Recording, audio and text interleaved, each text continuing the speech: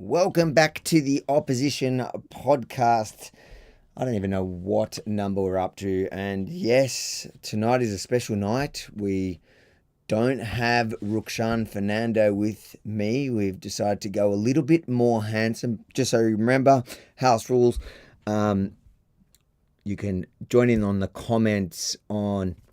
Oh, there we go. Look at this. Look at this. Look at this. He's trolling us from work. So you can join in on the comments on X, YouTube, Facebook, and we can run them on the screen here at the end at the opposition.show. If you want to join in the conversation, we'll shut down all the main ones, and for members only, Rebel News Plus members only, the opposition.show.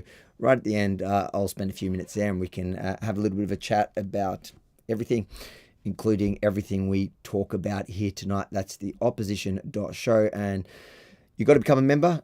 Being a member obviously helps us keep the lights on, but it gives you all the extra bonuses like the documentaries across the Rebel News website, plus access to all the shows.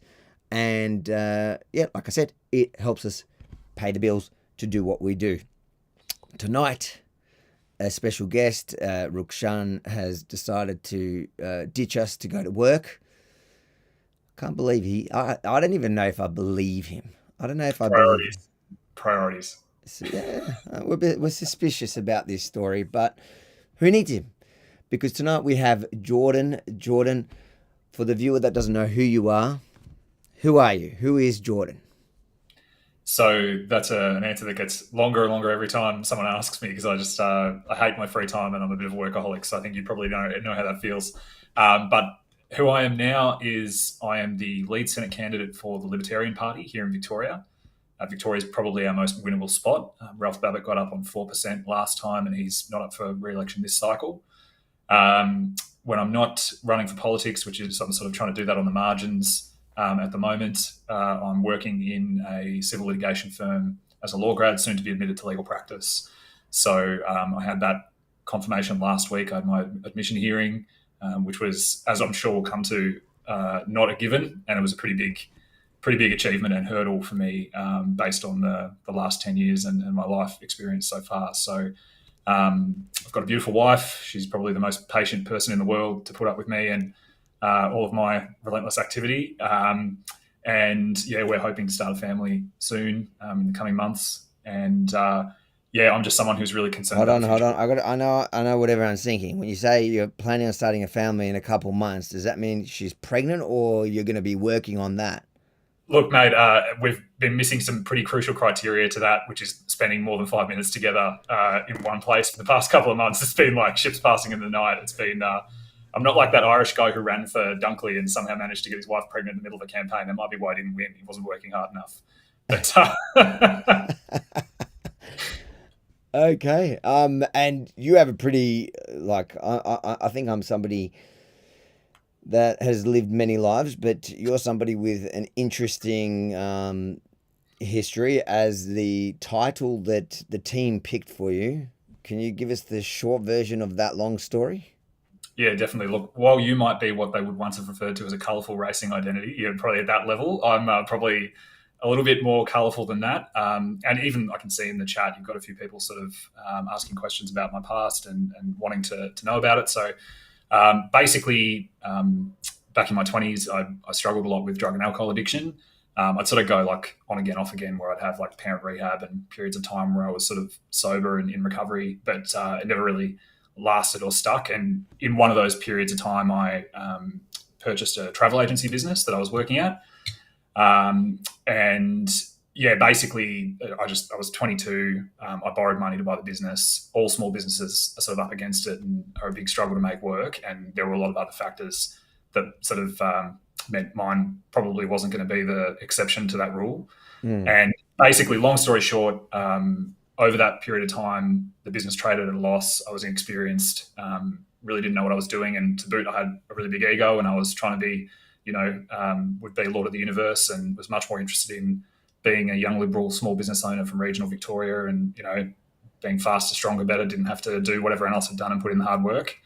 And that coupled with my sort of addiction demons ended up my business failed, my life unraveled pretty spectacularly. I was on Current Affair doing the perp walk and all that sort of stuff. And clients of my agency, when the business failed, became victims of that offending and were owed money for trips that they paid for that didn't receive. So the long and short of it is that I was arrested on bail for drug-related offences as well. So I basically was living two parallel lives that both unravelled at the same time, and I did 27 months in prison.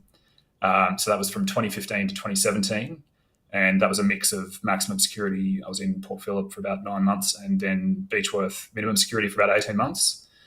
And to be honest, that was probably the best thing that ever happened to me. It was something that certainly, if it hadn't happened, I think I would have been dead. So prison was definitely a better option than that. And I was able to use that rock bottom to sort of rebuild a new life and use that as a foundation. So, and then, 10 years on, so that was 9.5 years ago, and 10 years on last week, I was basically granted a compliance certificate and will be admitted to legal practice early next year. That's a wild story. Yeah, it is. Yeah. Every time I tell it, it's like, it's sort of just because I'm a bit like I said, I'm a workaholic. I'm someone who, I still have a lot of the same traits that I had then. I just now. I hope not the scamming parts. No, not that, but more the the things that are our greatest strengths are sometimes our potential greatest weaknesses. And you'd know yourself as a young man, you would have had the same hustle, the same fire, the same passion, but you don't have the life experience to necessarily always know the right way to use that. And so I've been able to really channel my motivation and ambition and work ethic now to be using those powers for good and to sort of try to help other people who've had those experiences as well. Like I've helped with drug and alcohol rehabs, and I've been a mentor. That's always been a dream of mine. What was your poison of choice? Oh mate, it was more what wasn't. Pretty much the only thing I didn't do was heroin, and that was really that's the difference between me and you. I ended up there. And you did end up there. Wow. Yeah, I was a junkie. I was a full-blown junkie. I mean, I wouldn't use that language, but I think for me it was more, I knew that if I ever did that, that'd be it. Like, because of just the way I was wired. Honestly, I did everything else, and I don't think I was ever addicted to anything until like heroin. Harsh mistress. Physical and mental addiction, and the way I describe it to people, it is just a physical and mental painkiller. And if you're in a lot of pain, whether it is physical or mental or both, usually I was in both as a teenager, it's just the amazing drug to start with. And then once the addiction kicks in, it's essentially you can't live without it, physically and again mentally as well. So I knew quite a few guys. I knew a couple of guys because I was in for a while, and I met guys inside, and they'd sort of get fit, get healthy, get out, and then a couple of them basically got on the gear when they got out, got on heroin, and died. Because they'd been in prison and they'd been clean, and their tolerance dropped. Well, that's what happens. That's when people actually overdose. Usually it's when you've come off it, your tolerance is low. You get a rock, maybe a rock that you were used to taking, but or one that you even judged based, you were trying to be safe, but you misjudged it. You don't realize it's a lot stronger than what you were used to. It's really hard. Yeah, it's really hard, and I think for me, I realized during that time and since that my drug use was a lot about not feeling like I was enough. It was about sort of feeling like who I really wasn't someone that people would like. Yeah, and that sort of that insecurity led me to sort of almost cultivate this persona and this pattern of behavior that I sort of felt that people would respect or would like. And so I guess that my journey of recovery now 9.5 years on, I actually don't drink either. So I basically have not had a drink or a drug since 7 July 2015 was my last drink and drug. I'm nearly on 10 years. And when did you stop drinking? Say again. When was your last drink? 7 July 2015. Jeez. Wow. Yeah. So it's funny because that's almost the hardest thing to give up because it's just so everywhere. Sure. you could go in. I could go in today and get a slab midweek from the bottle. Exactly. No one would look at me And sideways. nobody looks, yeah, nobody Yeah, nobody looks down on you for doing it. mm. And I personally, I think alcohol is almost a more It dangerous can do a lot of drugs than damage. most. Yeah. Bloody oath. Yeah, it can do a lot of damage. Well, do you see, like when you look at weed, for example, I was never really into it. The only time I ever smoked weed was probably when I was on MDMA at a, at a rave Yeah, party as a same. I kid. was always my come down thing. It was always my like kick back into lower gear. Yeah, Or it was just like, I don't know. I only ever enjoyed it then. Probably what got me onto heroin was actually the fact that I couldn't deal with the come downs from the party drugs like the speed and the ice, and then somebody introduced you to it. It's a long story in itself, but the yeah, the weed I never. But I've always wondered. I thought, what's crazy to me is alcohol's legal, mm. weed's not. How many people do you see punching on because of weed? How many Yeah. people do you I see? always Like it to me, it makes no sense. I'm not saying that weed's good for you. I'm not saying I understand all the mental health associated issues with it. But I don't get how how society that's how blinded society is, that most people are okay with alcohol. Well, almost everyone just accepts alcohol is just something that you can enjoy. You can binge every once in a while. Nobody minds. The idea of going, New Year's Eve coming up, the idea that people are going to hang out at each other's house and get smashed is like fine. Nobody. It's almost something you can joke about in public. Heck, I'm going to do it. Like I'm going to do that this year. That's fine. But then if you say weed, suddenly it's got the connotation of an illicit drug. I think it's falling away, but to yeah. me, I just don't understand how that is worse. Specifically weed, just because I just don't see as much dangers surrounding weed that you see, like social and to people's physical well-being, besides for the mental thing. But you also get the mental problems through alcohol. Like it's not, Yeah, it is a that's drug very in true. itself. Yeah, no, definitely. And like alcohol is one of the few drugs where you can actually die from coming off it. It's up there with heroin and other Exactly. stuff. Yeah. You can get the detoxes and stuff like that. One good thing is I'll never know what a hangover in my 30s feels like. Oh, bro, That's the thing it I've only acknowledged. gets worse. I'm telling you, as you age, I think about it sometimes when I was younger and I was able to do my weekend Back partying it would up. start off on a Thursday and you'd end off on Sunday night and you'd be right for Monday. Nowadays, it's like if I have one night, if I do Saturday, I might be good for the following Friday. Like it's just your body turns on you. It is horrible. I never thought I'd end up like that. But seriously, man, good on you. Like that's amazing. That's a story. How would you describe jail? Like that's something that most people have not experienced. I haven't experienced. I think I got pretty close a few times. I Yeah, I don't know reckon you how. might have. I I don't reckon you know might how. Yeah, I don't know how I avoided it, but I never experienced it. It was probably something that I wonder. I've always asked myself: is it something that would have set me straight, or is it something that would have set me over the edge? I don't know, and I'll never know. But how was it? How was the experience of jail in itself? Not what it did to you, yeah. but maximum security in Australia. How was that experience? Look, what I like to say to people is that prison is like the real world. There's nothing happening in jail that doesn't happen in the real world. It's a microcosm of society. You know what I mean? It's like living in a small country town of 500 people or however many Mm, people are in the prison. Like it's a weird sort of bubble where you feel like you're like at Port Phillip. I remember my cell. I could actually see the Melbourne skyline over the walls, like because it was facing wow. eastward from Port So Phillip. you So had the like fancy view. yeah.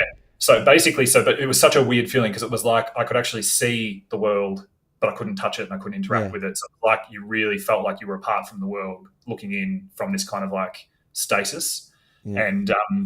And I think that is the hardest part of prison. It's not that the place itself is really scary or a real deterrent in itself, because like we don't have really in Australia that kind of like prison gang, prison rape culture. Like prison itself is shit because you're just existing. You're on life support. Yeah. You really, and for some people that's not that much of a deterrent, which is why a lot of people reoffend, because their real life they don't have a lot more than that. And in prison they've got somewhere to sleep. They've got 3 square meals a day. They've Yep. got friends. Yep. And like there were times prison was a really bittersweet place. There were times that were funny, and there were times where you had good comradeship. Like Yep. there's times I think back on about my prison term that I actually think of fondly. Like that I had good experiences. Yeah. So it's this weird. It's not like what people think, and it's not really prison somewhere that you can either get bitter or work on yourself. And fortunately, I was able to do the second one. That's amazing. It's a cool story. I hope you're writing a book one day. But now you're the lead Senate candidate for the Libertarians. Is that right?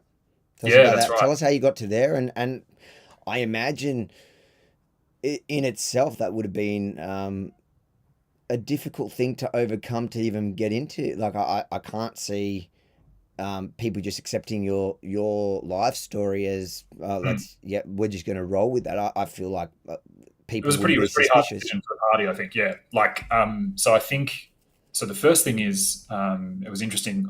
Matt Wong from Discernible reposted this interview I did with him in like early 2023. So January 2023. I've been elected onto the federal executive of the party, and I sat down with Matt Wong and had a bit of a chat with him. And in that interview, it's actually on record as me saying like, "Oh, I can't be a politician. Like I'm barred from being in politics," because that's what I thought at the time. You meant because you had a conviction.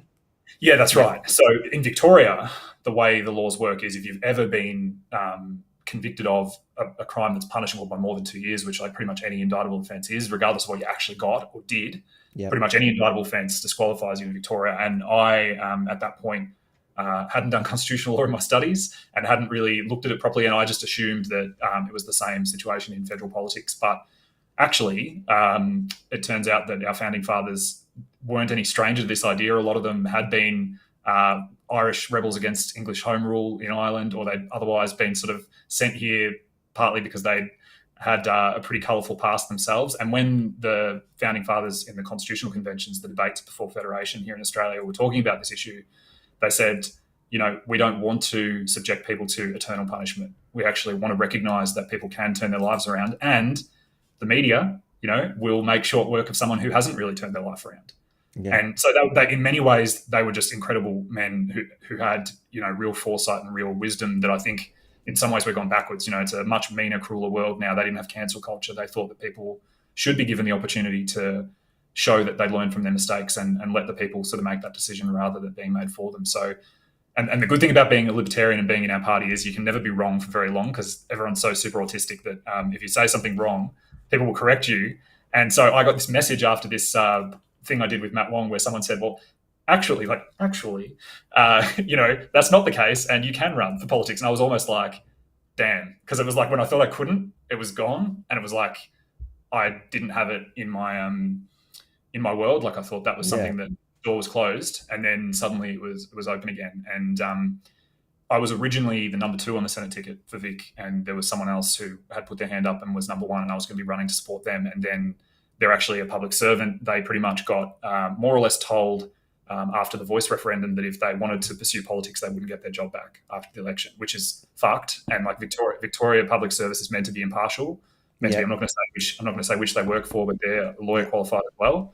And they basically got told, look, they actually got sent to like a re-education training camp thing after the Voice for racial sensitivity because they basically expressed that view of being anti the Voice. And they, they're in a circumstance where they've got kids, they've got 2 mortgages, whatever. They were like, look, I just can't do this. And part of me was really angry about that. And I'm like, that's just, all it does is it selects for people who have no skin in the game. Yeah. Like right now, for all the reasons we've talked about, like the best thing for me to do would be to put my head down and work on this career that I've killed myself to achieve in 9.5 years to turn my life around and get to the point where I can be an admitted lawyer. And like the most rational, sensible thing for me to do would just be to do that, look after me, start a family. But I just thought, I don't know what our country's going to look like in another 10 years if I do that. And if we make it so that the only people who get into politics are people who have nothing to lose, then we get what we've got now. So that was sort of my motivation. I don't know whether I'm going to be successful. I do know that on Sunday after the election, I'll wake up and I'll know that I left nothing on the field because that's just how I am. I'm the sort of person that I'm all in if I'm in, and I know that I'll have overturned every stone and every log on the way, and I'll have given it my best crack. And whatever happens. But I'm hopeful. I think that we do have a really great chance. I think that every passing week, I think people are more and more ready for an alternative to the majors. They see the failure and moral failure of the Liberal Party, and I'm sure we'll talk about some of that today from the last week or so. The Labor Party the same. Their party's at 51%. Populism, they're making policy by focus group or by knee-jerk reaction. They're taking orders from the WEF, WHO, globalist agenda a lot of the time. And yeah, they basically just don't have the best interests of Australians at heart. And they're getting less and less of the vote. I think this next election will probably see under 2/3. It was about 66% last time. But I reckon it might even be lower than that. And it's not going to be long before more Australians than not vote for someone not the major parties. Well, well done, and you've achieved a lot already. So, and I think the libertarian, especially since COVID, that the idea of libertarian values and the worldview resonates with a lot more people. I know certainly myself it does, and I've really enjoyed seeing what the libertarians here are doing. And yeah, there's some good guys here. So I wish you luck on that one. But it's a fascinating story, and I think we could talk about your story all night, but we've got to get into the politics of the day. So what I'll do is, let's go straight into what I've prepped a few things that we can talk about. The first thing I wanted to go through, because I found the most interesting stuff that I could come up with at first was looking at your post and some of the comments below it. So does he know anything about Bitcoin? I'll be honest, that's not me. You need Rukshan for that. Rukshan's like my nerd who helps me with that stuff. You always need one. You always need every extrovert needs an introvert. I've heard that before. That is no, somebody told me it was. I think it was actually. I can't remember who told it to me, but it's apparently one of PBD's things when he talks about structuring a business, like the perfect business partner. You've got 3 personalities, I think, and essentially one is like. But they explained it. I've got to find it because apparently the way they relayed it to me, it made such perfect sense. You have like the extrovert who's an action man, just gets shit done, but doesn't overly think what he's doing. Then you have like the introvert that works out all the data, like knows all the information, is a tech nerd, and he'll figure out how you do it and how to get. Anyways, that is sort of me and Rukshan. Having said that, he's not here tonight, so let's see how things roll without him.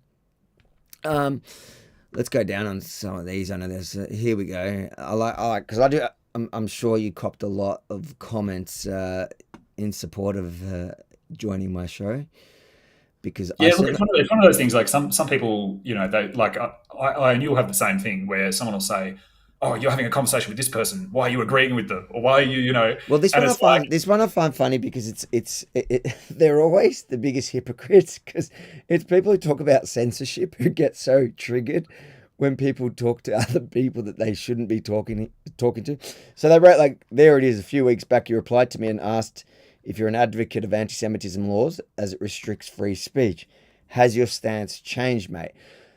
For a second, let's unpack that. Why would why would talking to me mean you've changed your stance on that? Yeah, that's a really interesting thing to unpack because I think that in modern society, we've lost the ability to have reasonable disagreements, right? Like we've lost the ability to be friends with people that we disagree with. It's like our society's so curated and we're so used to being able to shape our reality and avoid things we don't want to see or that challenge us or make us uncomfortable. Yeah. And I really think that's probably, I think more even than the woke agenda, more even than the globalist agenda, all this sort of stuff. I think the biggest risk to our society, the biggest kind of threat we face is that we are going to lose the ability to have conversations that are difficult. And because that it's like the people get fixated with 1984, the story about the technology side of it and the sort of oppressive technology and surveillance and all that sort of stuff. But that's not the point. The point of 1984 is the limitation of thought, right? That's the crux of it. And we're almost limiting our own ability to debate and speak and think. And I think like it's the mark of a civilized society to be able to speak with people, disagree with them, and go, you know what? Like we disagree on this, we agree on this. I mentioned to you before we started, I was in a mediation all day today, and people just lose sight of being able to focus on the things that they agree on or where they have common ground because we're so hyper fixated and hyper tuned to find a Well, disagreement. It's like, that's well, you're right. I guess that's an example of when conflict blinds you from what really matters, and you become petty. well, Uh, it's more than that though. It's more than that because like the first thing people will often say to you if you meet a stranger is, "What's your position on this? What's your view on this?" And it's mm, almost like a purity testing where we're almost being trained like a Pavlov's dog, sort of Skinner's conditioning. We're being trained to try to work out whether you're the right person or whether I can talk to you, or whether you're one of us or one of my tribe. And it's like this hyper individual sort of tribalism. And I actually think, and I think this is a theme we'll probably talk about when we talk about some of the other issues of news of the week. I think that in the absence of a broader narrative and an identity that binds us, we regress into this kind of identitarian sort of tribal division, which I don't think is actually our natural way of organizing. I think that where there is like a bigger narrative or something that is binding, like the ideas of Western Enlightenment, the ideas of free speech, of all of those sort of values. Like when we're at our best, that's where we take our identity from, and we don't focus on the things that divide us. And that's where I notice you say all the time, like Australia's the greatest country on earth. It can be, and when it is, it's because that we have an identity that we all agree on, that we can basically rally around, despite all of our differences. yeah. But I just think like that's that sort of thinking of like, I'm going to find the things we disagree on, and I'm going to basically define our relationship by that. To me, I find it even funnier beyond that, because you're talking about the specific thing. Like, how do you not see the hypocrisy in your own comment? It's like, are you against free speech because you're talking to some? So they're asking if suddenly you're anti-free speech because you're practicing your free speech in talking to someone that they think you might disagree with. Like, it's just an ironic comment, and I see it a lot. I see it a lot. I saw it a lot during COVID. I saw it from, people on my side that were, angry that they were being forced, these mandates for certain things. Yet, if somebody with an opposing view, and when I say opposing view, like somebody that's believed in the vaccines or whatever it was, wanted to have it or was wearing a mask because they want to wear a mask, they would abuse it. So I'm not talking about people that were trying to enforce it on them. I'm talking about just a random person. Mm. And if you can't see, like if you're so angry that someone's imposing it on you, then why are you imposing it back? Yeah, Live and let it's a live. little bit like it's a little bit like survivor syndrome, right? Where you've had something bad happen to you, or you've experienced oppression or restriction or censorship, and it's almost like you want someone else to To feel that feel way it. or have that. Yeah. And it's a really human reaction. I think that I was lucky in a way. I lived in regional Victoria through COVID, and I was working at an essential business, like a bakery. I mean, to even say that sounds crazy that we had this essential business. It's like bloody Nazi Yeah. Germany, but like I wasn't in the worst of lockdowns through COVID, and like weirdly, again, to even say this, like I was almost like Schindler's List. I had like a couple of ex nurses who weren't vaccinated that I basically lied and said that I'd seen their paperwork, and was able to employ them, whereas technically I was breaking the law, Yeah. to employ these people. And I just thought it was just the most heartbreaking thing I'd ever seen, that these people who society's crying out for are being Yeah. forced through like economic siege warfare to basically bend the Well, knee to remember damn. that? There was like, I was doing stories on shortage of nurses at Yeah, the kind of tail end of COVID. And it was like, dude, like one day I'm doing, like literally on Monday, I was doing stories about nurses who were protesting because they refused to comply with the mandates. And so they were all sacked. And then on Wednesday, I was doing a story uh, about the lack of nurses, like the health system failing because there are not enough nurses. Like, and yeah, now we find out. Well, we knew it then, but now it's like public knowledge that those mandates were all based on lies. That like everything we were told at the time was false, and a lot of like the so-called conspiracies. That not all the conspiracies are true. Also, like you need to remember that people, um, there was a lot of stuff said in COVID by people that never actually panned out. But like a lot of the main stuff about the mandates, forcing people to mask, to vaccinate, to be able to go out, Yeah. About it not being the based on evidence. lockdowns, Yeah. all that kind of stuff, it turned out to be nonsense. Yeah. Some of the other stuff didn't, there was other stuff at the time that people were protesting. It certainly brought out all different groups. Yeah. Yeah. What I wanted to then go on. So he wrote that, and then I found your answer to him fascinating as well, because the guy answered that I don't support restrictions of free speech and I don't support hate speech laws designed to curb anti-Semitism. I imagine Avi and I will disagree on this tonight. Why do you think we'll disagree on that? So that comment was based on, because I've honestly been really busy this week and I didn't have a lot of time to research some of your responses to what's happened in the last week. But when I sort of saw some of your sign the petition stuff, and my very surface level impression was that you might have been calling for some government responses to what had happened that were maybe, I mean, I could be wrong. And again, this is another great example of like my surface level impression and skim might have been completely wrong, and we might like learn that we're actually not that far apart on things. But my impression from what I had seen at a surface level ahead of tonight was that you might have been calling for greater government sort of intervention or protections, or I sort of just I got the impression. I actually hear you. That's based on something. Because I was wondering if it was just an identity politics thing where you just assume just because I come from that community and I'm standing for that community that I support restrictions on free speech. I'm absolutely against it. In fact, I think like the broader community, the Jewish community is divided in. You have the conservative, you have the leftists, we have a lot of libertarian, we have a lot of Jewish people in the Libertarian Party who obviously. Sure. So that's what I'm saying. Like, being Jewish doesn't really mean anything. I think they're all one thing that they're all feeling since in the last year or so, 14 months, is the rise in anti-Semitism from all corners of society. Yeah, and it's kind of normalized. Like the fact that this person is just writing stupid things like this is like it's come from some sort of I don't know, like I don't know what it is. Like, why would you assume the fact that they're assuming that just because he's a Jew, he's going to be anti all these free speech? Like, that's coming from somewhere. Something you're putting something onto me. Like, you're having a negative thought. Just because I'm Jewish, I'm gonna what's the word I'm thinking of? It's getting late for me. Anyways, the point is.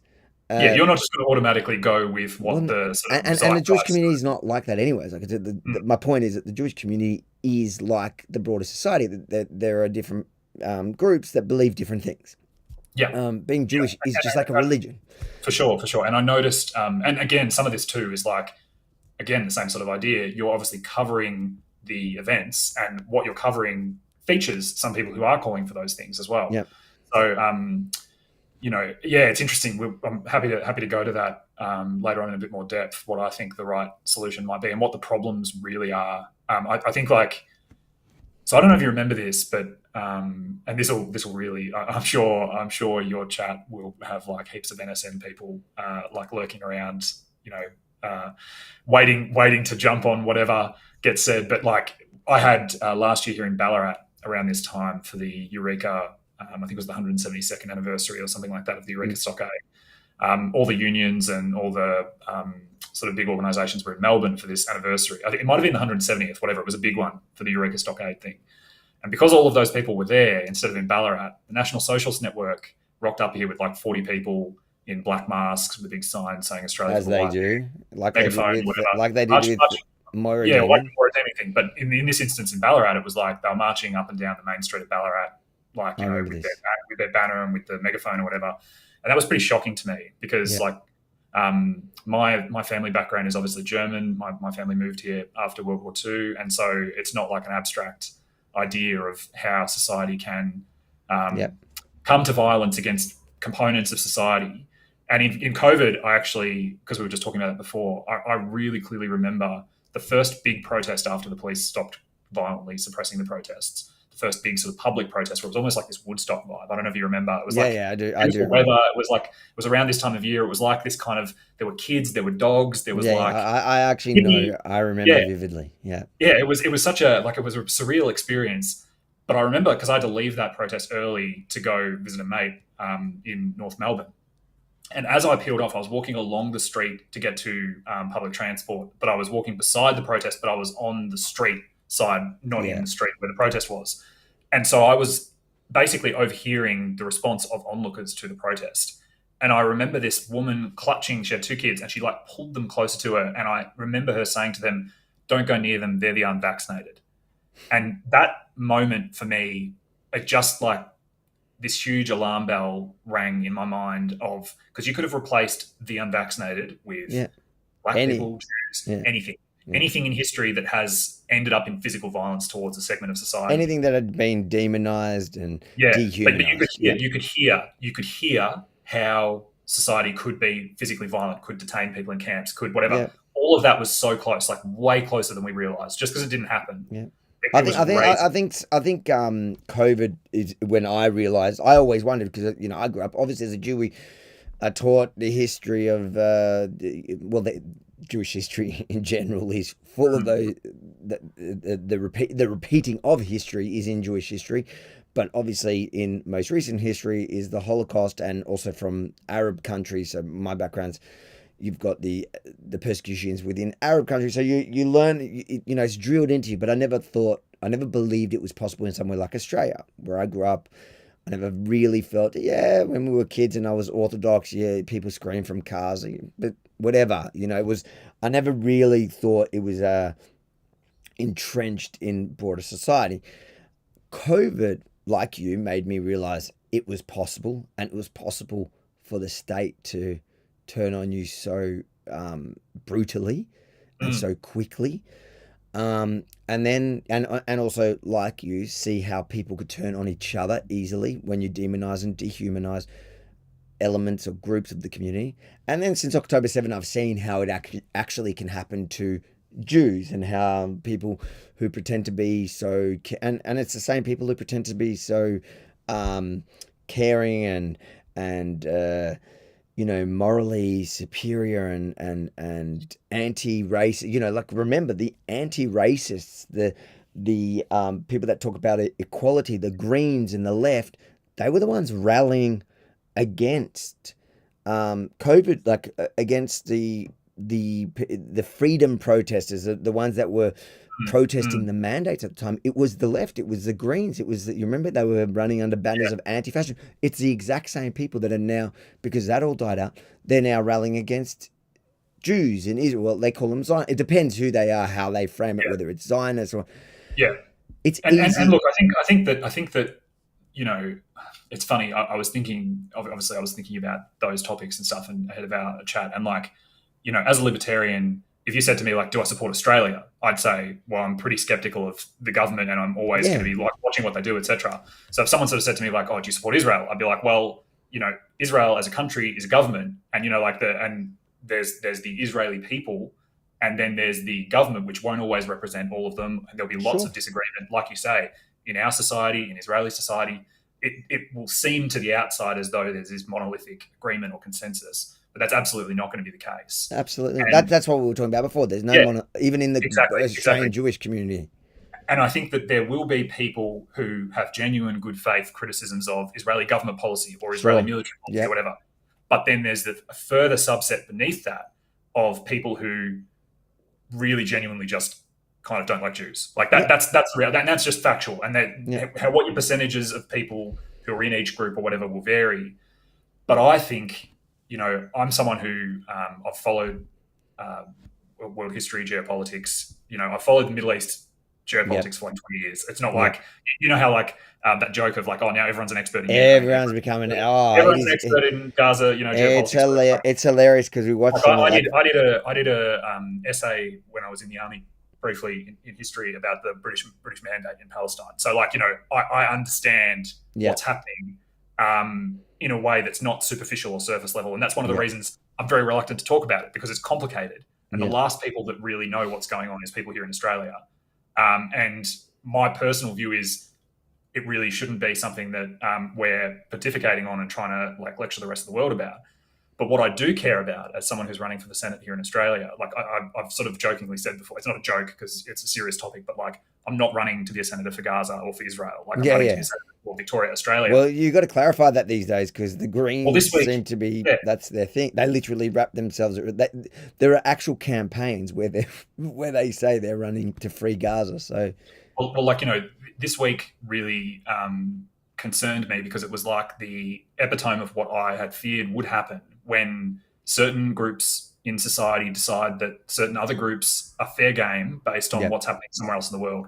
And like at that point, it is my problem and all of our problem because I don't think we should be allowing Australian society to become this kind of proxy war for, like, we want Australian society and we want Australia to be a sanctuary for people to leave those things behind, as it always has been.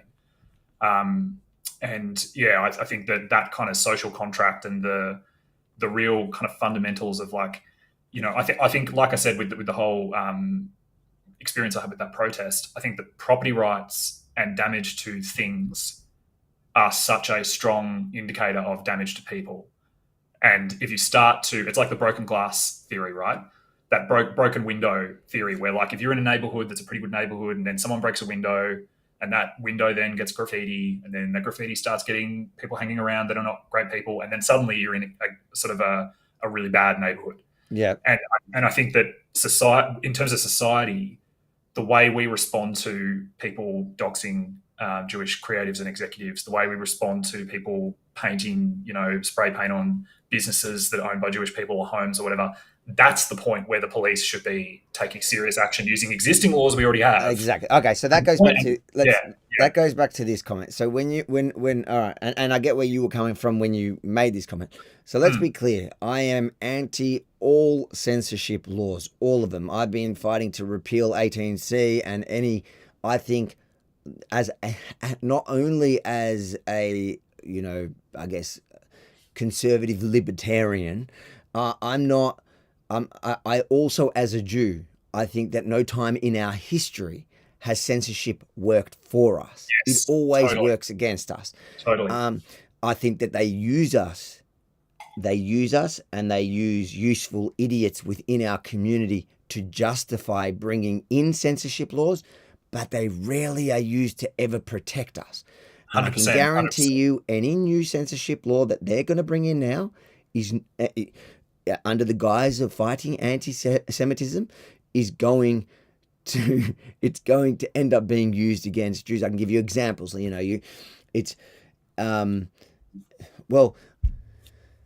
example will be the fact that there is a lot of hate coming from, because there's obviously a religious element to this, so from the Islamic community to the Jewish community, and there's a lot of it, especially if you understand a lot of these Islamic chants and a lot of the history there, like even when you read religious texts. So there is a lot of hate coming from there. But as soon as, what I can guarantee is when they pass, none of these laws are going to be used, because a lot of the current laws that we have could be used. We have laws against incitement to violence, and a lot of these chants that we're seeing now, that a lot of Jews think new legislation is going to protect them from. They should be protecting them from it now, because they're actually incitement to violence. When you're talking about Yahud, where they're talking about wiping out Jews, they're going to kill them like Muhammad's armies did. That is an incitement to violence. We don't need new laws. And you never see even 18C. So that's an example is 18C, right? 18C, a big part of the Jewish community, establishment Jewish community. So the organizations which are, and I've the always... Australian Jewry and stuff like that, and those organizations, they really supported 18C, and I can tell you now, the Jewish community is super split. Most of them don't understand. They go, oh yeah, they're fighting anti-Semitism, so they're just going to follow the leadership. There are conservative groups that have been, like the Australian Jewish Association, have been fighting these laws from the beginning. But 18C was highly pushed by the establishment Jewish community organizations. who don't represent all Jews. I can tell you that now. And if you're in any Jewish groups, you know how divided Jews are by the fact that they get to walk around pretending like they represent us. Like the idea that sounds like libertarians. It's like internal fights. the idea that they're standing in front of Adass synagogue as the representative for the Jewish community when the people, the Adass community, are the opposite to them on every political and social level. The only thing they have in common is that they're technically racially Jewish. But when it comes to politics, when it comes to religion, when it comes to like they're the opposite. They don't actually like agree. They almost don't like each. They almost don't like each other. Like it's you know. But they feel united now because when Jews are targeted, that's one thing the Jewish community is really good at, and it probably comes down to history. You know, we got to come together to be able to survive stuff, and the Jews are such a minority that if you don't stick together, you're not going to last long. The point being is that they pushed for this stuff, and 18C, where has it been used before? They thought it was such a great idea to protect the Jewish community. It has rarely been. I don't even know if there's a single example where it's been used to protect the Jewish community. You know where it's been used? It's been used just now against Pauline Hanson. By who? By one of the worst people to the Jewish community. If you ask even the executive, if you ask those that pushed for 18C what they think about Marie Faruqi, they're going to say she's one of the biggest inciters of hate to our community currently in the country with the official stamp of the government.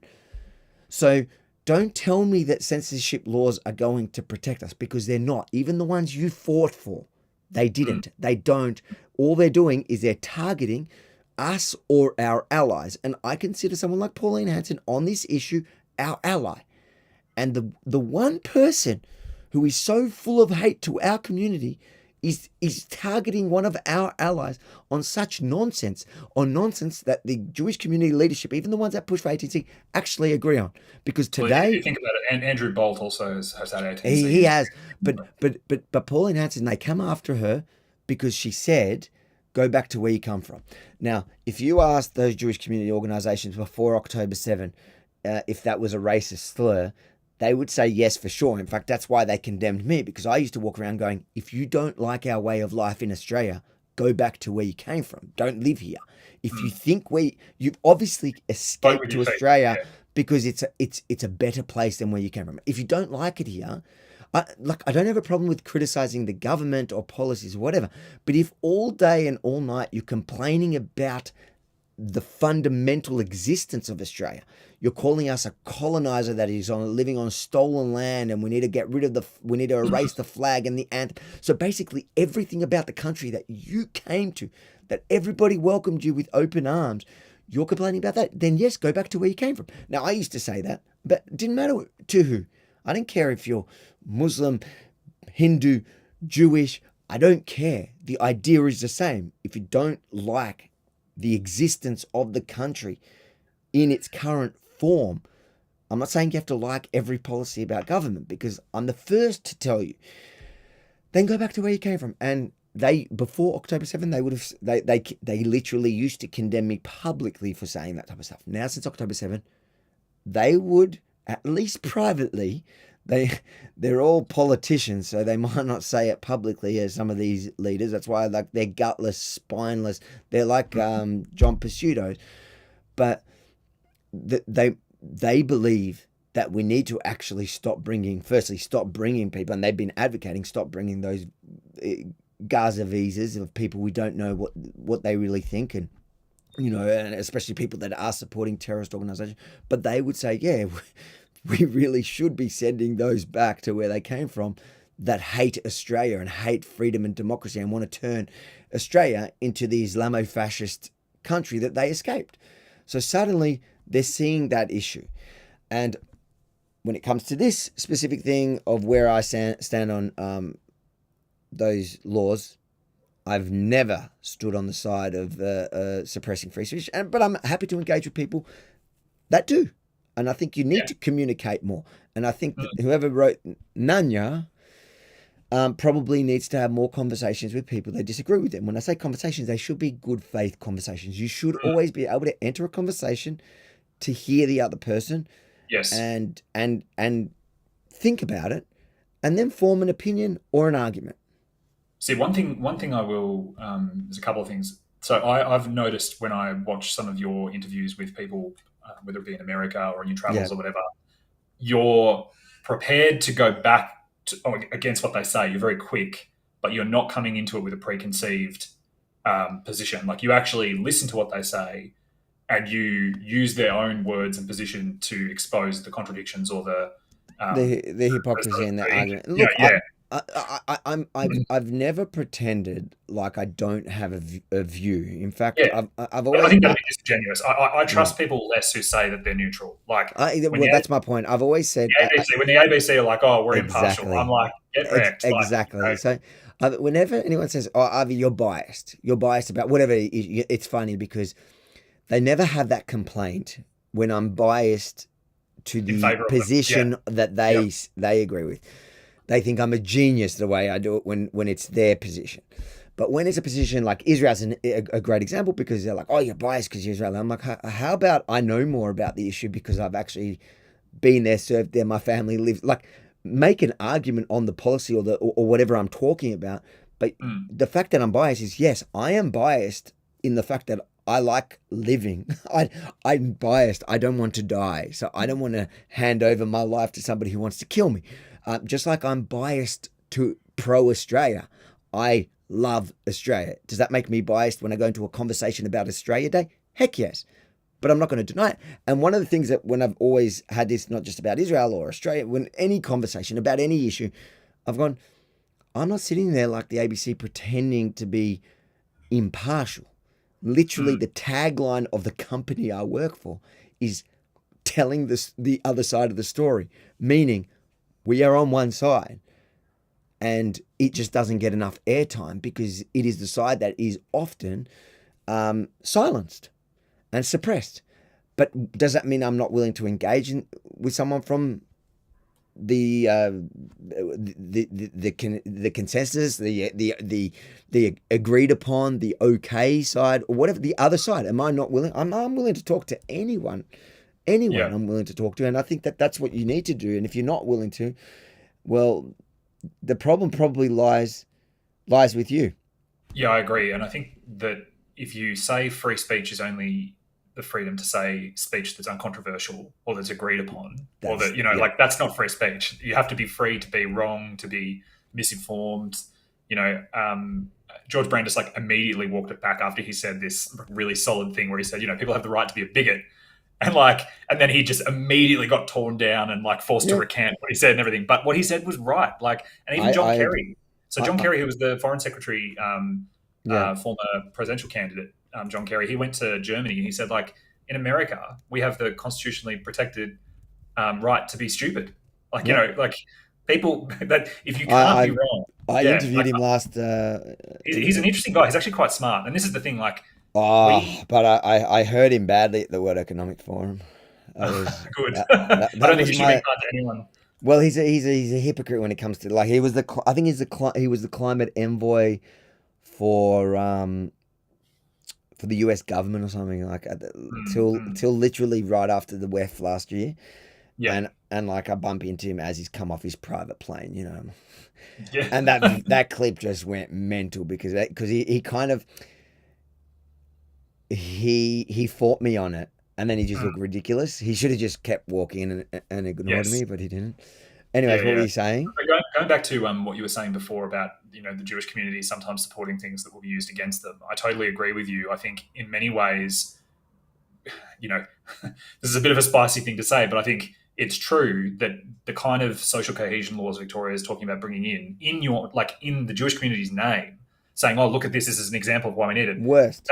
That legislation, I was looking at it before this. Not anywhere in it does it say anti-Semitism. Does it say whatever? It uses this vague, ambiguous language that can be used against anyone, and in a lot of real ways, if members of the Jewish community are supporting restrictions on speech, they're making a Star of David for their own arm, right? I That's I agree. I yeah. agree.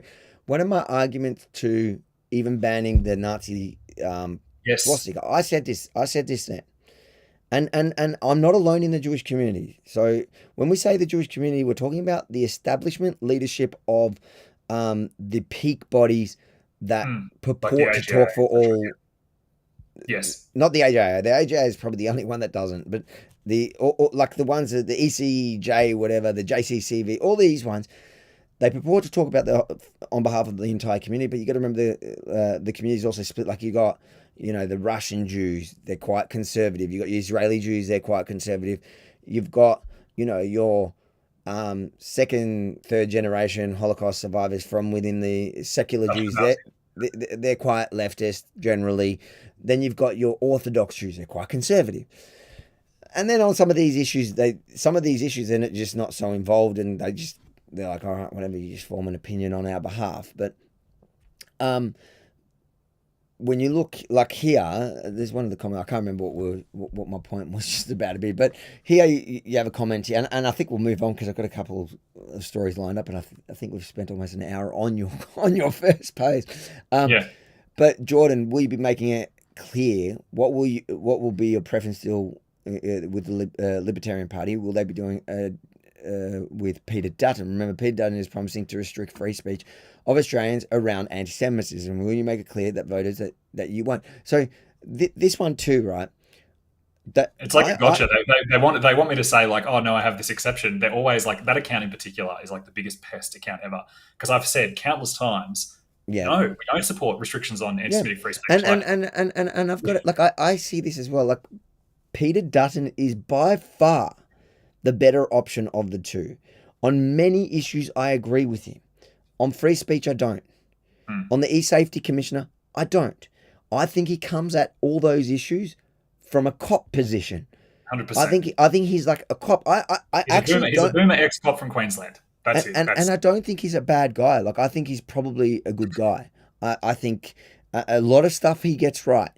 When it comes to censorship and he just is.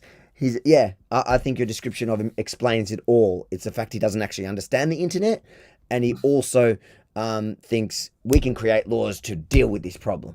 I think there's an element of it where at a state level, the Liberals often come in and say, oh, we're going to be tough on crime. And I think he sees e-safety as the federal version of that, where they can come in and sort of be muscular and sort of wedge the ALP and sort of seem to be like tough on crime, the federal version with the e-safety stuff. But yeah, so I think some of it's political wedge, some of it's just lack of understanding. I think, and you would have seen we've been, giving the Libs a bit of pain on that issue the last couple of weeks. I basically gave them an ultimatum and said if they didn't reverse their position on the social media restriction for kids, that we'd launch a free financial membership type that would be basically targeting disaffected Liberals who support free speech, etc. And that's been very successful. And I know, because I'm an ex-Liberal, I know how many Liberal Party members feel like they've got to constantly take the hit and lay back and think of England and sort of like tolerate when things are done in their name that don't accord with their values, because there's never been competition before. So the Libs have been very used to going like, oh, at the end of the day, little old lady will still come and hand out how to vote cards in the rain on election day, even though we sort of threw them under the bus on this issue. So we're sort of putting the power of competition to the political marketplace. But I do think that, while we criticise the uni party or whatever, I think that Anthony Albanese is the singular worst prime minister, probably I actually think he's worse than Whitlam, because even though you could disagree with Whitlam, Whitlam had vision and he was not an idiot. Elbo's thing on daycare yesterday, he looked like he was going to have a stroke. Like it looked like he was actually about to have a serious medical episode. Like in that video, like he was like twitching his eyebrow and stuff. I'm like, bro, just relax. Like, like whatever your minders and social media people are telling you, like just be you. Like, because it's he can't deal with on the spot stuff. That's why I think he ran away outside the synagogue when he was there this week, because he just can't deal with combating. He would have been having visions of that female, like the domestic abuse stuff. No, like he would have been having visions of out the front of Canberra, where he was like at that rally for the women's violence thing, and he was talking over the top of this domestic violence survivor and cutting in or whatever, and like that's what he would be having visions of. He's horrible. He's not. He cannot engage, and he's not quick on his feet. He's actually a full blown embarrassment on every level, and his policies are shocking. So there's nothing like. I really hope. I would love a world where we were in a position as the Libertarian Party to really make the Liberals better and to make them pay for mistakes and to make them not make the mistakes in the first place. Like I think that would be the dream, to have a libertarian balance of power in the Senate to begin with, Oh, that'd be to actually fantastic. really, to say no. Like, if you Yeah. want to go and do this bullshit thing, go and deal with the Greens and see what it does to your support. And we can see in New Zealand, the ACT Party, who are sort of like a libertarian cousin, I suppose, of ours over in New Zealand, they're in coalition government with the Oh, Nationals, which are like is that Winston? Is that David Winston? Seymour. Oh, David. So, Okay, so cool. Winston's the New Zealand First Party, whatever. He's like the Yeah, sort of yeah, yeah, yeah. Maori guy. David Seymour's the one that was all the controversy was around recently about Yeah, that the Treaty of Waitangi thing, treaty. where he's basically saying we should all be one sort of united Oh, citizenry. that's a controversial thing right I know, there. dangerous thinking, Avi, dangerous Yeah, thinking. yeah. But like they were doing the big hug of the females in his face, and he was sort of just like really Yeah, bored. yeah. So that was the most cringe shit I've ever seen. All right, let's move on to the next subject. Otherwise, we're going to run. It's going to be one whole thing about your one post. My redeeming today.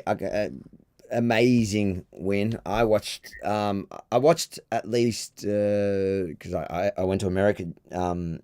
Middle of the mid the case, but I'd watched at least all the juicy bits. It was in fact me. It was me and Rukshan in uh, Bali for a week, and we were just like watching it by the pool. And our wives were getting frustrated with us because we were just. It was so captivating, and you had to watch it live. But watching the cross examination of Pseudo. pseudo, Mm. it was just wild. And look, I'm not a lawyer. You're becoming one. I've been in court plenty of times, including involved in defamation cases. So I have got my head around a lot of this. Often, what I found though is when you think you're doing amazing in court and the cross examinations seem like they're going so well, you just don't understand the technicalities in which they're arguing. And sometimes, like you think, oh, you for sure won, but in fact, you haven't won. And the technicalities in the law were actually working against you. In this case, I was watching. I was like, I cannot see a way that he's going to Mm. win. Mm.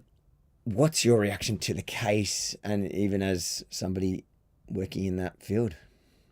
Yeah, well, I actually had this on. I've got like a couple of monitors set up at work, and so I was doing work at the firm. And when this was on, my boss and I both, I could hear him in the other room, had it on in his multiple monitor, and I had it on mine, and we were sort of like calling out to each other as the case was going on. So we watched, like, I sort of watched most of it live. And at the end of it, I messaged Moira at the end of the hearing itself before they closed for this judgment for the judge to consider what he was going to do. And I messaged her and I said, "Congratulations, you're on here." Because it was very, very clear to me that Pseudo, and also to an extent Georgie Crozier and Southwick and all that, like, just shocking. Just like even the fact that he didn't realize there was a recording of the conversation, and he'd Oh said all my this other god! stuff on affidavit that was like completely contradictory. Everything And then was contradicting and itself. then He contradicted his himself own through side the. brought out this recording that he had to agree to subsequently, and like, yeah, it was just wild. And his his kind of non-answering of questions, you could just tell how frustrated the judge was. Like, you get to be, I've been in court enough to be able to read when judges are really not happy with how someone's conducting themselves. And this judge Yeah. was almost like, is there a point to this? Like, are we just going to have this for another 3 hours? Like, And his judgment was scathing. In his yeah. judgment, it was clear. If you're watching it live, it was clear that he was pissed off with Mm, Pseudo because mm. Pseudo was just treating everything like a political press conference. Well, that's right. And in civil litigation, there's this thing called the Civil Procedure Act, where it's meant to basically put obligations on parties to civil disputes in court to be model litigants, to not use the court for alternative or ulterior purposes, right? And it was very, very, very clear that this was a political case rather than a legal case, Yeah. because if it was a legal case, it would never have seen the inside of the courtroom. The fact that this even got to day one of a proceeding is just the How could he be most. so arrogant to go Oh, to like, go no. to? Well, I was thinking about it, and I don't think it's arrogant. I think he knew. I think what this tells you is what the alternative was. Well, So he believed that going through this and the public humiliation and undoubted failure and really embarrassment and the sort of leaking and having his own members of his own party be witnesses for Moira against him. You had Joe McCracken. You had even John Ruddock didn't end up getting called to get cross-examined, but John Ruddock from our party was one of the witnesses. He had like affidavit before the court. Yeah. But you just had this like parade of humiliation through the whole court. Yeah. And basically the only reason, because he knew all that would have happened, he would have been advised that would happen, he would have known from the beginning, he would have not entered into this court proceeding thinking it was going to end any other way than what it has today. The only reason that he would have gone through with that anyway is that what's happened today is an outcome that would be preferable to what would have happened if he had fallen on his sword or admitted a mistake. So he has reasoned cynically that he can ride out the outrage and the embarrassment and the awkwardness. Because in politics, right, and if you think about it, back in the Howard days, I don't know if you might not have been engaged in Australian politics then, if a minister made a mistake or if a minister really balls something up, they would resign, right? And that's what the Westminster system we have is kind of built around. It's about this ministerial accountability, and ministers will basically fall on their sword if they make a real bad mistake. But then the last term of Howard and sort of from Kevin Rudd onwards, that kind of code of honour, if you want, amongst ministers and politicians sort of changed. And they basically thought, a la Daniel Andrews, you're going to have to blast me out. And it turns out that that's really, really hard to do from within a political party. Mm. So the message and the lesson that I think Pseudo's learned from Daniel Andrews, just bald-faced staring down the camera and going, what are you going to do, is that he can actually ride this to its end and that he's going to get back. I hear what you're saying. I just can't believe that he would have actually gone all the way through with it, because he's not going to save. He can't save face now. It would have been easier to come up with some settlement where he could have talked himself out of, like he could have saved face out of explaining it away.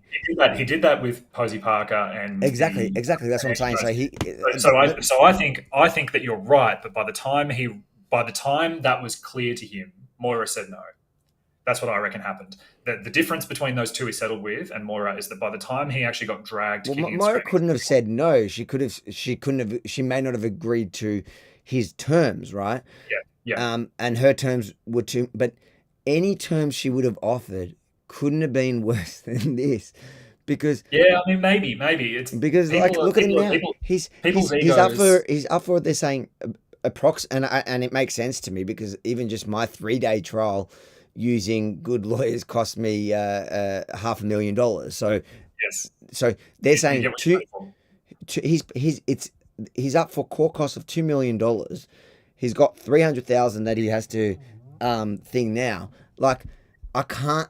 This could bankrupt him. I don't know. Is he really going to have people that are going to back him up to $2.5 million? I don't know if that's true.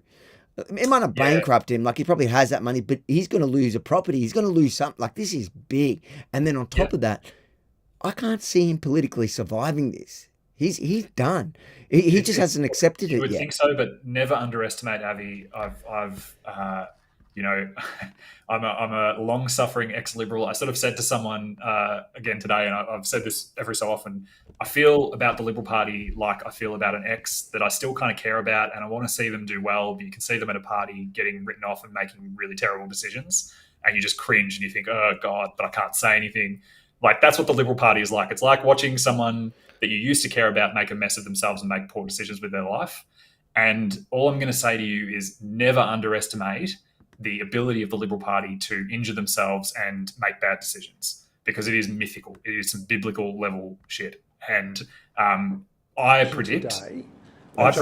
This is him today. This is what he said. Everybody.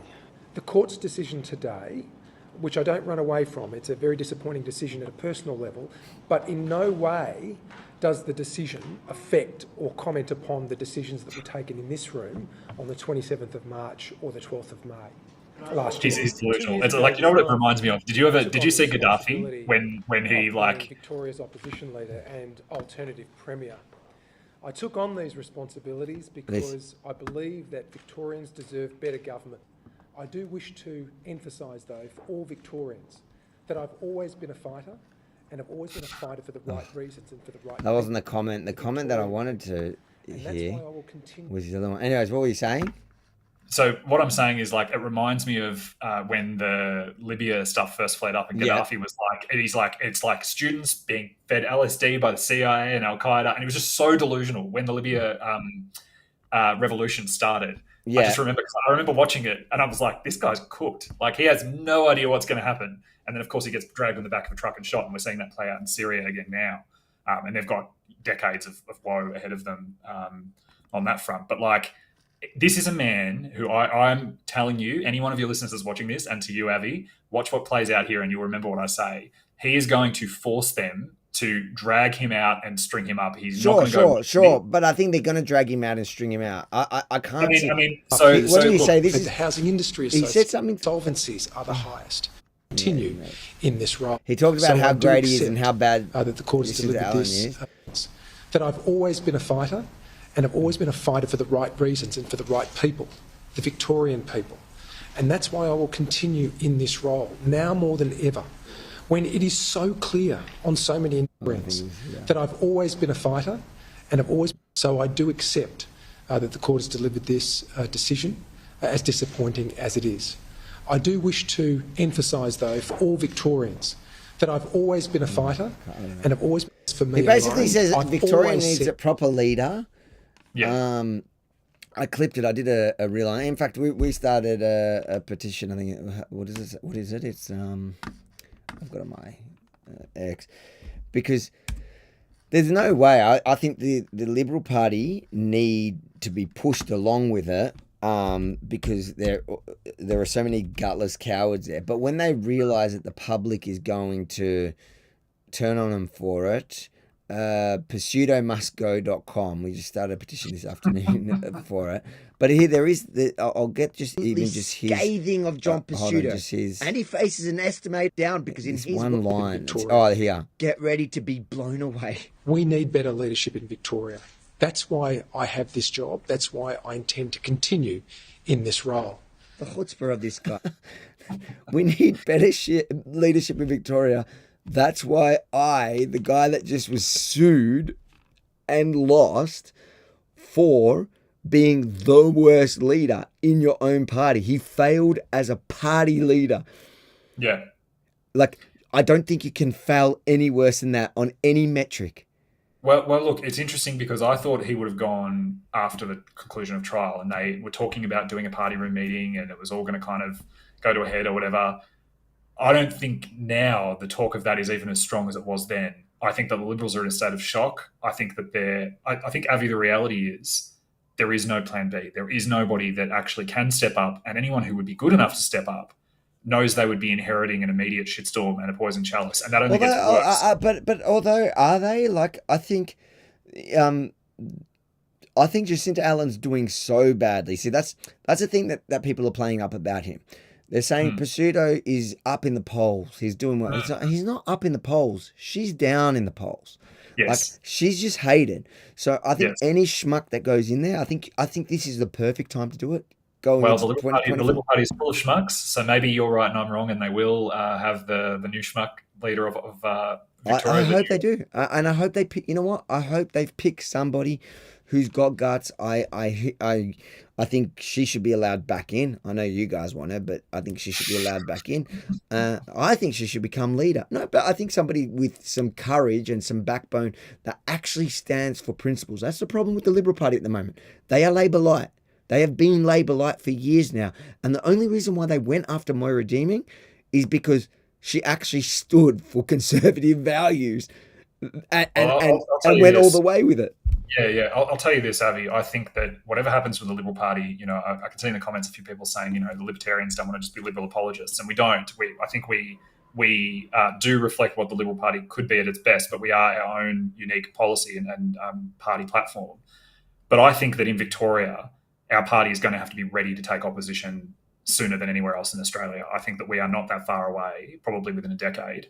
If you look at what happened to the Liberal Party in WA, they've now got 6 members of Parliament in WA. They got absolutely demolished. It's not beyond the realms of possibility, and it's certainly not inevitable that the Liberals will be able to sort of turn this around, even though Jacinta is struggling. She is not as strong as Andrews. I think people underestimate the Labor machine and how much of this infrastructure and all this stuff will start coming online in time for the election. They will not go down without a fight, and there's no guarantee that we do see a Liberal government elected next. And if we do, there's no guarantee that it won't be like a weak Crisafulli government or a weak Baillieu-Napthine government. People think Victoria's had 25 years of Labor government. We had the worst Liberal government we've ever had in this country between 2010 and 2014. That's why I left the Liberal Party. The legacy of that time was massive corporate handouts to Coca-Cola Amatil and SPC, to Avalon Airport, to banning solariums, all this ridiculous rubbish. And in 2014, Dennis Napthine ran a campaign to be re-elected on jobs and growth. So if you're talking about Labor Light, Liberal Party, that's the epitome of it, and they haven't changed. All the same faces and all the same figures in the Liberal Party are there from that disastrous government. They all should have retired immediately after that. They're still there, and I perhaps don't have as much faith in the ability of the Liberal Party not to. So what's your prediction? What's your prediction? We'll move on. What's your prediction with the Liberal Party? What's going to happen now? What's going to be the fallout from this with John Pesutto? So I think that Pesutto will hang on over summer. I think that if there is a blow that comes for him, I think it'll be after that summer killing time when the MPs are back in their electorates and all that sort of stuff. I don't think they'll be strong enough to roll him now in the next 24, 48 hours.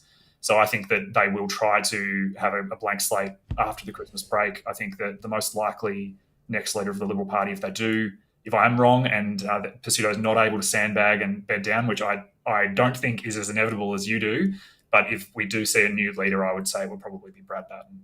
I think Brad Batten is going to be... Which is kind of an indication of how shallow the gene pool of the Liberal Party is, because Brad Batten is not their finest. Look, I don't know that much about Brad Batten.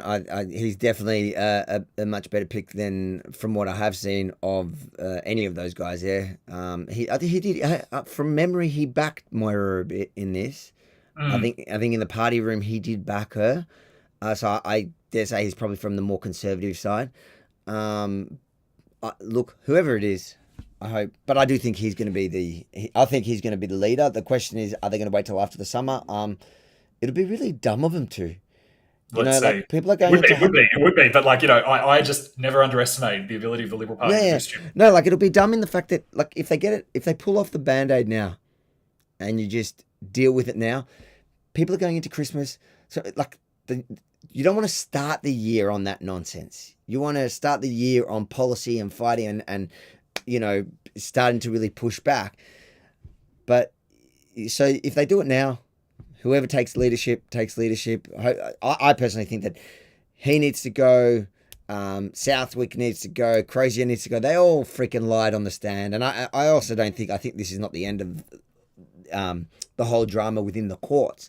I don't think he's appealing it. I don't think any sane lawyer is going to look at that and go, you can appeal it, because...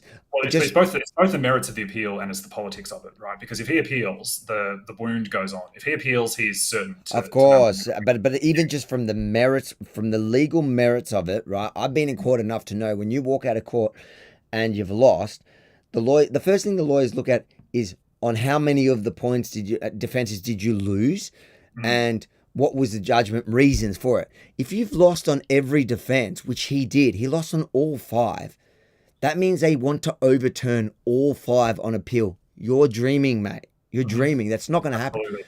So then on top of that, so if he appeals it, then he's up for the costs then as well. He's not appealing this. And so that also means that Southwick, Crozier, anyone that was involved with this at the time is probably up for a statement of claim coming pretty soon. That's my... I can feel it. I think if Moira was a different kind of person, I think if Moira was someone who really wanted to settle all scores and maximise that benefit, I think that would happen. I think she is much more dignified than that, to her great credit. I don't think it makes you. You're not. I think it's dignified to do it. I think it was a smart. I think it was a smart. Mate, if you care about the state of our politics. If you care about I'm not suggesting your original decision was in any way wrong. No. I think doing it now is actually protecting Victoria, because you need. The problem is with people like Southwick and Crozier, they'll get knocked down a bit now, and then they'll come back up. Unless you knock that last nail in the coffin. And that's what she needs to do, and she will do it. I reckon she will do it. I reckon she will take him on, because it's easy. A statement of claim now, and then they have to settle. Even if she does, even if her settlement agreement with them is not something crazy, but just a straight up apology, something that they really got to, suck it publicly to show that they are gutless cowards and what they did was so wrong and disgusting and vile. You know what? The fact that she was standing for women's rights, protecting women's spaces, protecting women's sports, like just standing with women to let women speak at an event where she was attacked from all sides, and instead of having her back, they had freaking Antifa and Nazis back. Remember, there was one point. This didn't happen, but I don't know if you saw this. There was one point where the pseudo team was actually going to call one neo-Nazi who was there as like a witness. I don't know if you saw that. I was like, if that happens, that is going to be the wildest. And the funny thing is, I interviewed the Nazis like at these protests where they were the same. A couple of months later, and they were fully supporting Pseudo. They weren't supporting Moira. They didn't like Moira. They were calling them feminists, feminazis or whatever. Yeah, I think that Moira probably will want to move on with her life and her political career from here. I think that the personal toll it's taken on her and her family. Of course, I understand. I do hear you. Yeah, I do hear you, but I suspect that she'll be. Look, I think Moira has grand support no matter what she does now. Look, I think if she does get reinstated back into the Liberal Party room, that might, you say it could be our loss. I'm not going to comment on that, but I wish her all the best, and she's got an incredibly bright future ahead. I think somebody that actually articulated it really well, Gideon, is he still one of? Is he one of yours? He sure is. Yeah, he is. Yeah, he's excellent. Also one of ours. Yeah, well, he is. That's right. Gideon is like he and I were in the Young Libs together when he was the Young Liberal state president, and he's a class act. He's one of I love him. He's great. He's great. He's a force of nature. He says here, I hope the Liberal Party finally learns from its lessons from all this, that you can't just expel people because the ALP and the Guardian reckon they're problematic. I was a Liberal Party member for 20 years. God, that's a long time to be a Liberal. How old is he? He's not even that old. He's like my age. Yeah, no, he was from 16, I think. Yeah, 16, 18, yeah. God, while I was... He stayed for a lot longer than me, because I got out in 2014 and he came and joined us late 2022, early 2023. I can't imagine, I wouldn't, at that age, I just did not give a crap about politics. I was looking for my next fix, but we all had different priorities at 16. And during that time, saw many, many good people booted from the party, stripped of their pre-selections, and in one case, removed as Prime Minister, all because the party was too gutless to close rank and defend its own. When Moira was booted, I thought, to hell with this, and joined the Liberal. Oh, was that the point that he actually joined you guys? Yeah. Wow. And he's also talking about Tony Abbott. We'd always spoken, and I knew Gideon. Like he was a self-proclaimed libertarian within the Liberal Party, as I was. And there are many, there are many people who actually call themselves libertarians who stay with the Liberal Party. It's sort of like a toxic relationship vibe. But Gideon's a legend, and he described it after he came over. He's like, the modern Liberal Party is like an old mansion that looks really nice from outside, but inside all the carpet's rotting and the curtains are faded and no one really takes care of it. It's like sort of living on its fumes of past glory. So I thought that was a pretty interesting observation. Hopefully we finally see a version of the Liberal Party that is more focused on knocking over Labor than blowing up its own people. What a good point. It's interesting in this is he talks about strip their pre-selection, and in one case removed as Prime Minister. One of my things with Tony Abbott was just I always liked him before and after he was Prime Minister. I just felt like he was gutless in the time. But I guess this poses a different perspective. It's like they were gunning for him and he was trying to walk on eggshells and not lose his position. That's the problem in that party, is as soon as you're actually too conservative, they come after you, and that's going to be the problem with him. And I hope Dutton wins with a mandate, and they let him outside of his crazy censorship positions. I hope they fight him on that. And I do have hope. I do have some faith that there is a chance that he won't go completely nuts on censorship, only because they changed their position on the mis and disinformation bill when they saw the public outrage around it. So there is hope for the Liberal Party to actually do the right thing, especially if they're forced into a minority government with someone like the Libertarians. But I think public pressure, and I think the mis and disinformation bill proved that public pressure actually does shift even ex-coppers like Peter Dutton, because that bill, the E-Safety Commission, the under-16s, all these things were liberal. A lot of them, I don't know if all of them, but most of them were Liberal Party ideas. Yes, that's right. And so hopefully people like Peter Dutton do change that. All right, let's move on. Let's see what else is. Is there anything else you wanted to add? Yeah, you won't stand down. We looked at that. VCE results came out today. Victoria was the one big, massive flop. I don't understand how it's fair this year. I feel bad for year 12s in Victoria. VCE people that went through VCE this year, because the way ATAR works is that you're basically it's against everyone else.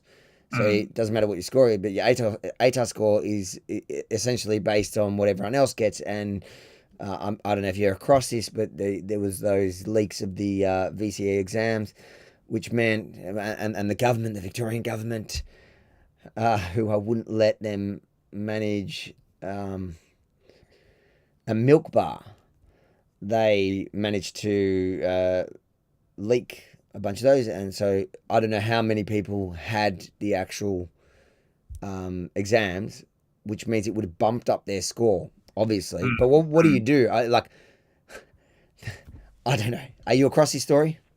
Yeah, look, I think, as you say, the government really shouldn't be in charge of much of anything. And even the core things, it used to be when you were a libertarian, people would say, like, who's going to build the roads? And now the roads are so shit and so terrible. That's like not even an argument anymore. You just say, well, how good is the government doing it?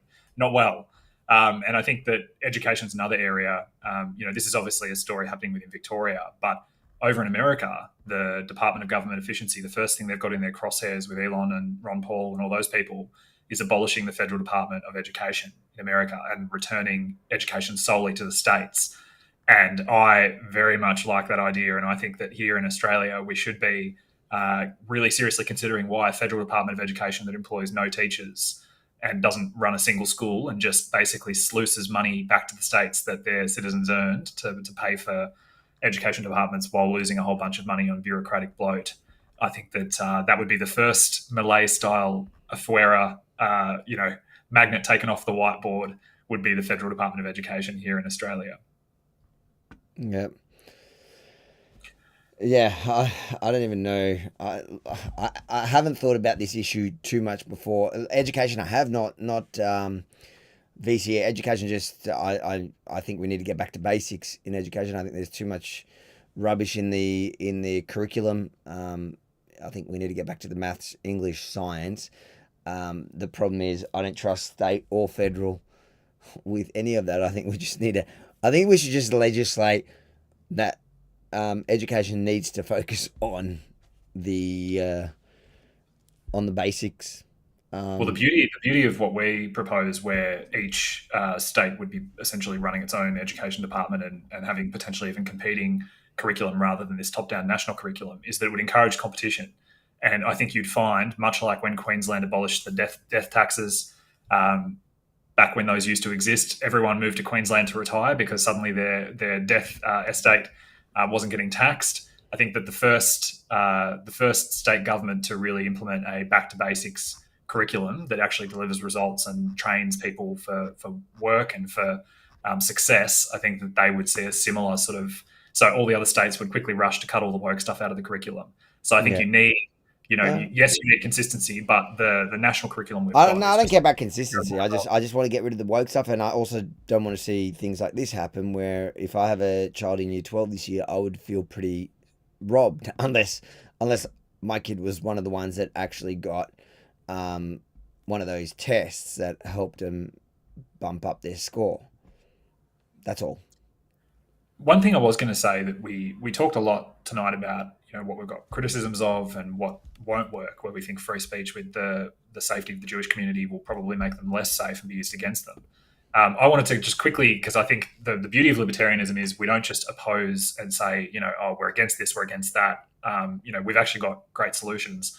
And I think that the best way to make the Jewish community safer would be not to depend on the police to enforce the laws in the first place. I think if the rabbi was packing heat and you had armed guards at synagogues, I think that I can tell you this now. So I was just in Florida, and let's just say no Jews in Florida are getting harassed because most of them are packing. And if they are harassed, if you're seeing any sort of there's no pro-Palestinian rallies outside synagogues. Let's just say that in Florida, you don't see that. Why don't you see that? You won't see that because everybody's packing. They all go to synagogue. Everybody's. I'm somebody that absolutely believes that we should have the right to bear arms for self-defense. I think Australians. I don't know how they got so sucked into the whole thing after Port Arthur. It's a delusion, but it's, even the fact that in Australia, in Victoria, you can't even carry pepper spray. Like, yeah, it's crazy. What it's a crazy. nanny state. That's a defensive tool. In WA, in WA you can. In Victoria you can't. But sometimes people are their own worst enemies too, because we'll say, oh well, let's start by providing pepper spray so we can at least defend ourselves more than we can now. And you get all the pro-gun people say like, oh, why aren't you like? It's like people don't want to even accept a step in the right direction. Yeah, well, exactly. I absolutely. I think baby steps. I can't see a time where in Australia we're going to accept guns. Unfortunately, as somebody that copped so many death threats in my life, I would feel a lot safer knowing that I could protect myself and my family. Like, I'm someone that often gets threatened. And, the idea that I have to rely on police after the fact to come and deal with the crime scene is ridiculous. Yeah. Well, this is the thing. I think what we're seeing now and going back to what we were talking about before, the aftermath of COVID has been that the police can't market themselves to potential new recruits as, groovy camp counselors anymore. They, the reality of the police being the armed wing, the paramilitary wing, stomping on people's faces and, shooting rubber bullets at them or whatever. They now, and in addition to vaccine mandates in the police force, they've had a huge turnover number. They've had massive amounts of resignations.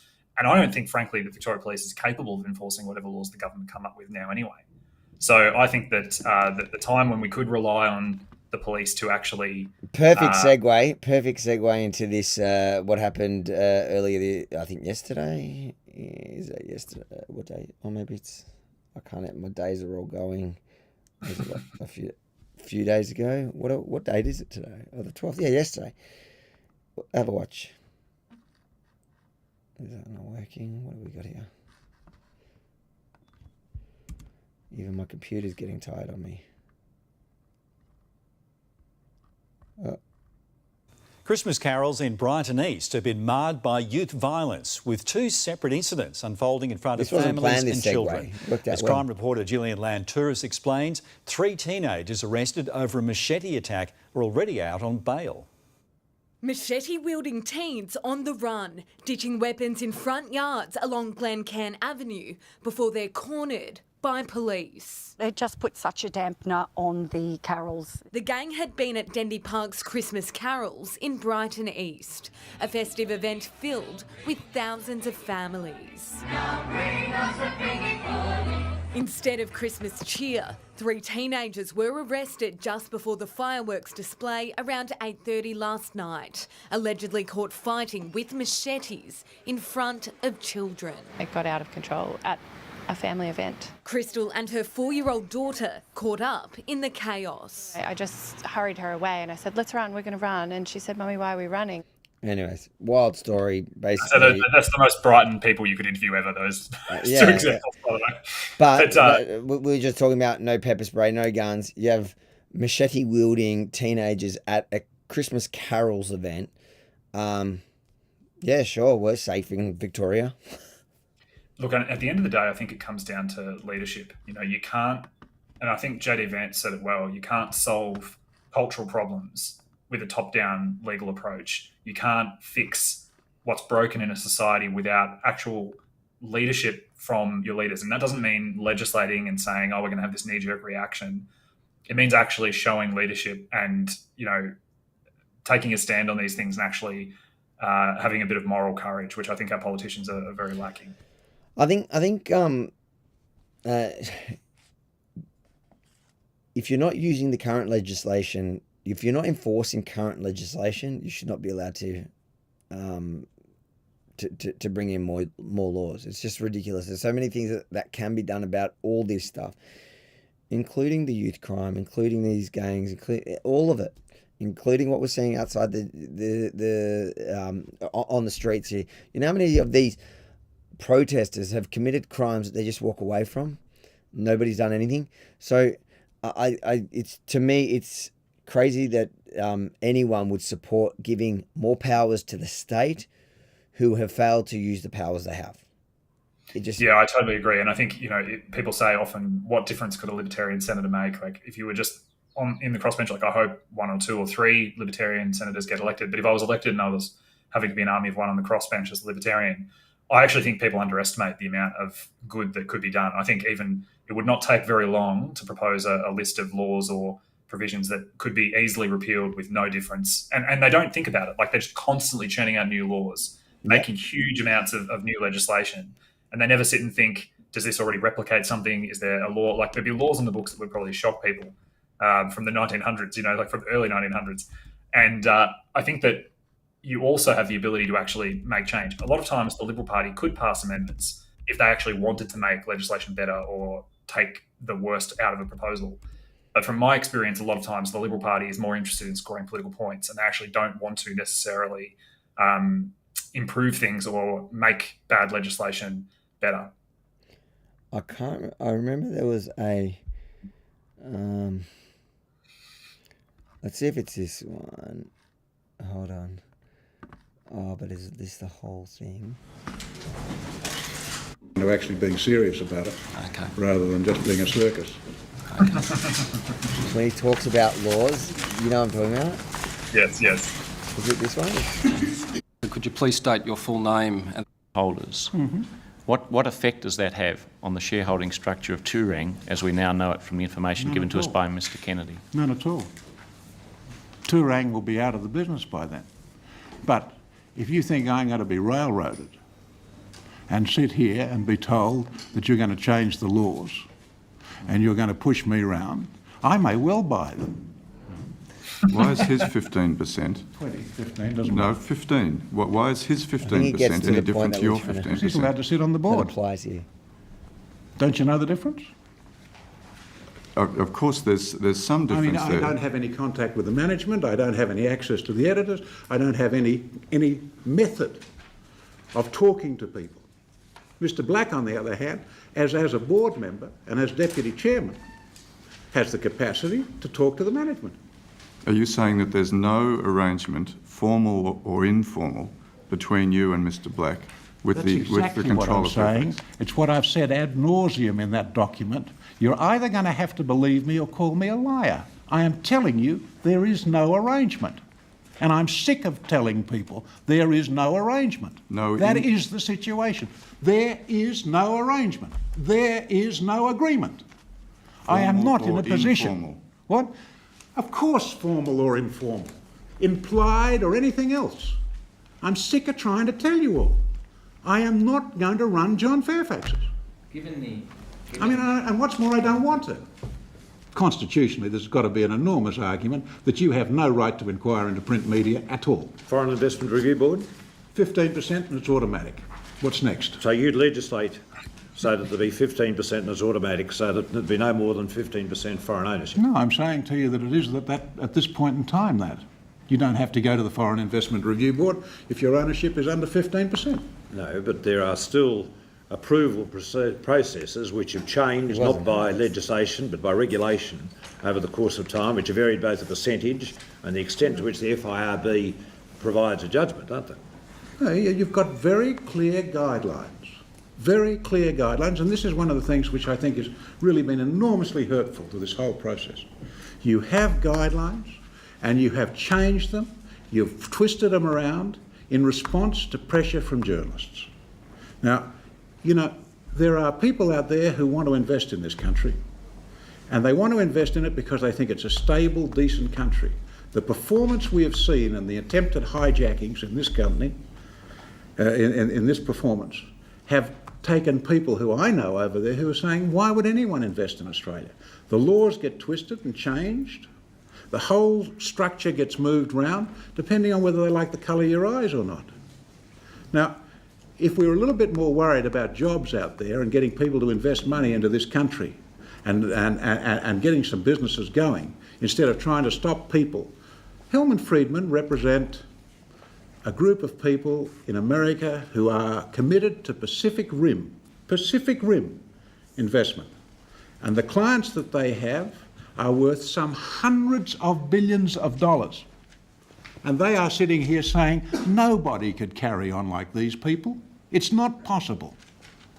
Now that's the damage you're doing, changing the rules every single day.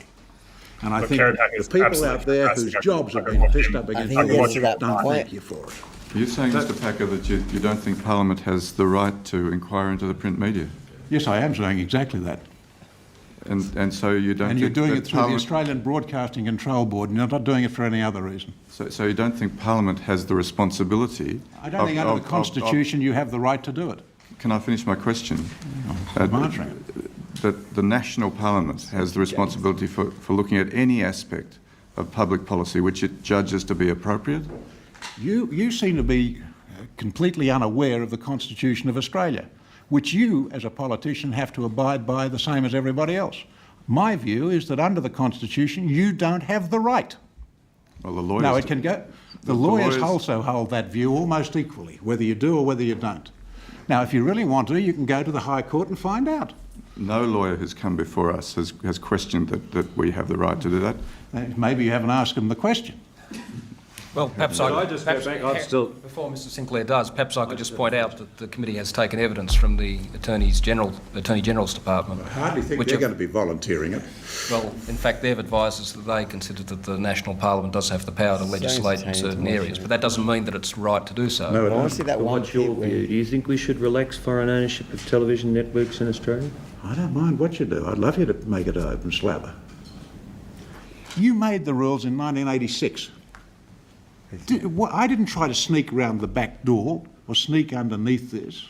These rules were made in 1986. I read the rules, said, what am I allowed to do?